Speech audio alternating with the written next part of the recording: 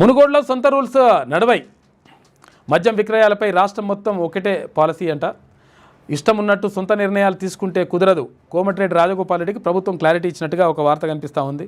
అంటే ఆయన 5 గంటలే నడవాలి 3 గంటలే నడవాలి అని చెప్పేసి ఇట్లా అన్నాడు కదా, దానిపైన మరి ప్రభుత్వం స్పందించినట్టుగా ఒక వార్త కనిపిస్తూ ఉంది. మద్యం విక్రయాలపై మునుగోడులో ఎమ్మెల్యే కండిషన్లు 4 గంటల విక్రయాలు జరపాలని ఆర్డర్ చేసిండు.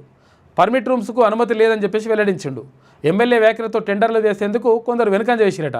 భయపడొద్దు, షాపులకు దరఖాస్తులు చేసుకోండి అని చెప్పేసి ప్రభుత్వం భరోసా ఇస్తూ ఆయన చెప్పింది నేను నమ్మొద్దు, ఆయన లైట్ తీసుకోండి అని చెప్పి చెప్పిందట. అందరూ ఫాలో కావాల్సిందని చెప్పేసి మంత్రి జూపల్లి కృష్ణారావు అంటుండు. ఎవరు? ఎక్సైజ్ శాఖ మంత్రి. మునుగోడు ఎమ్మెల్యే కామెంట్స్ను పలువురు వ్యాపారులు ఎక్సైజ్ శాఖ మంత్రి జూపల్లి కృష్ణారావు దృష్టికి సైతం తీసుకెళ్లినట్లు తెలిసింది.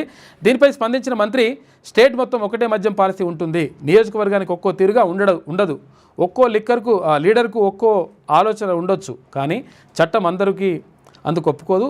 ఇష్టం ఉన్నా లేకున్నా అందరూ ఫాలో కావాల్సిందే అని చెప్పేసి కామెంట్ చేసిందంట మంత్రి జూపల్లి కృష్ణారావు. దీంతో అక్కడేం పెద్ద అంటే 4 గంటలే ఉండాలనే రూల్ ఏమి ఉండదు.